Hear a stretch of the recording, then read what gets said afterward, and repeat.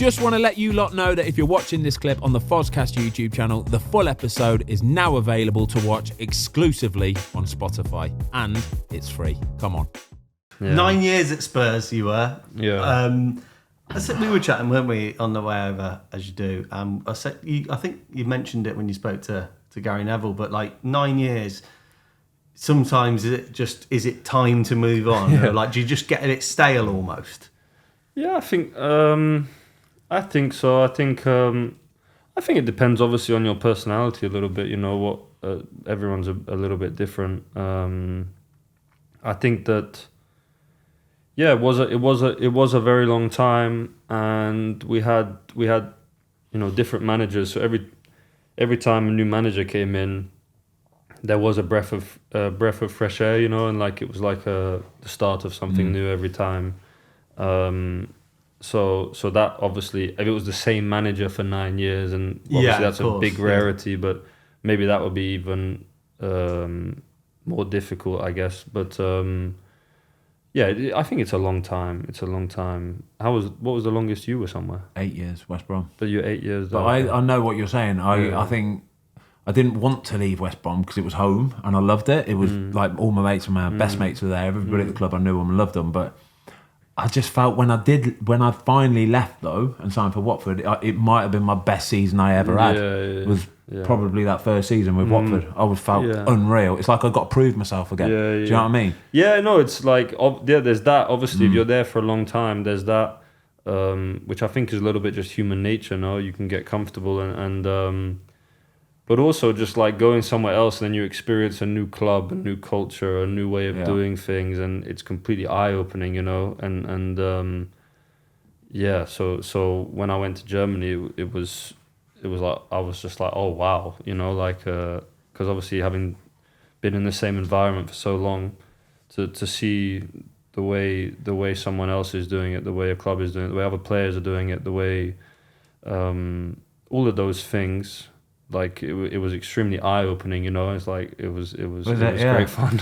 yeah. Like, well, I need to know what I need to know, because it's like I said. There are so many things. I said earlier in the point that this Bayern Munich, right? They are top 4 in the world of every like proper. Do you know what I mean? In the history of football, Bayern Munich top 4, right?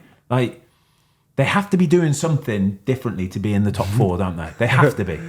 Yeah, it's Well, yeah, you do a lot of marketing days. Yeah, that ramps right up. A lot of lederhosen. Yeah, but no, I think that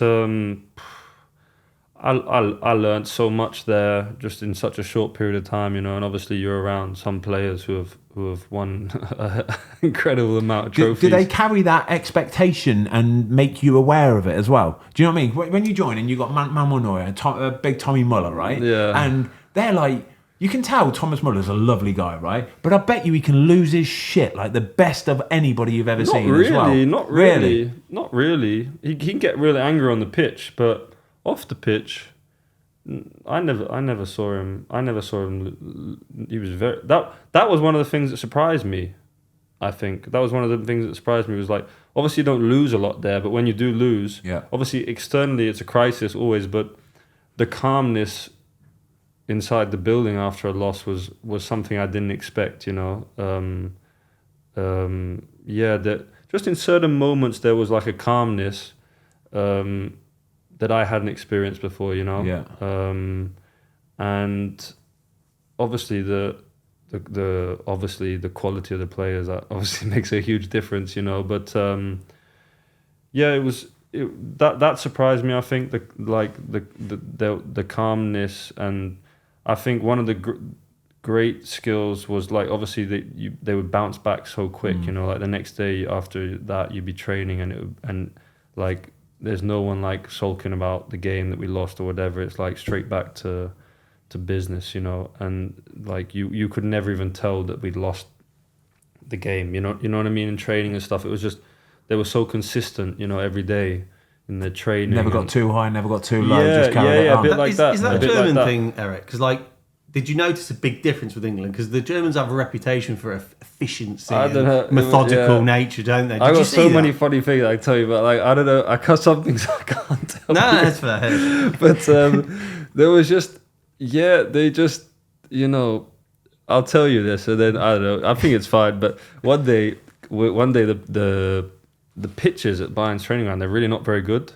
and one day company asked Muller, like, Thomas, like, the pitches always been, and they're having a private conversation, but I'm just a little bit behind, and that's why I don't know if I can say it. But, so he says to Muller, like, oh, have you have the pitches always been like this here, And Thomas turns around to him and says, we were just too busy, winning titles, winning Champions Leagues. We never noticed the pitches.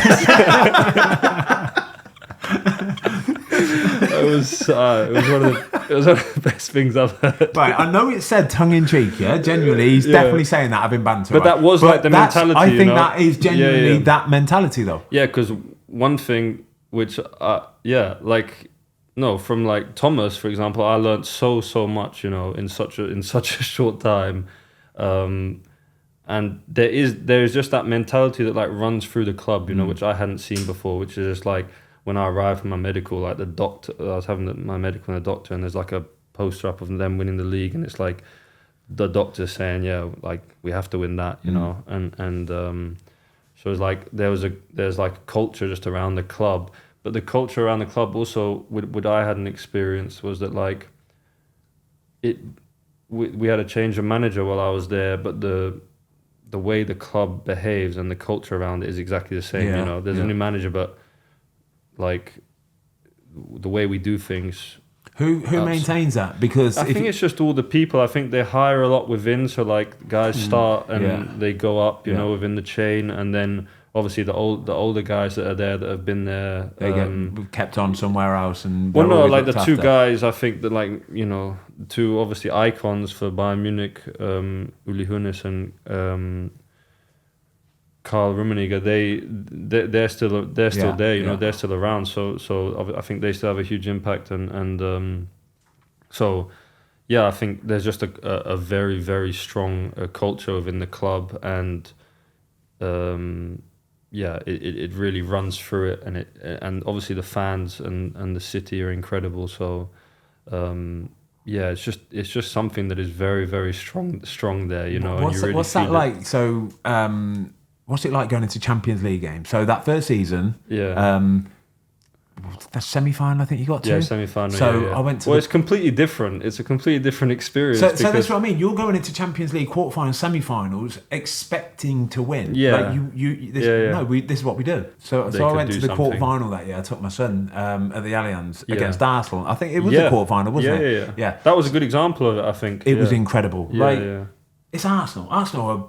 The Emirates, we really struggled. At the Emirates, really struggled. But that night, oh my gosh, it was just like a German efficiency. It was, wasn't it? Yeah. We completely, I think we played really well that night, and that was, I guess, one of those things. I don't think you can really explain it. It's just like at that stadium playing for that club. I think there's something about it, and obviously the players.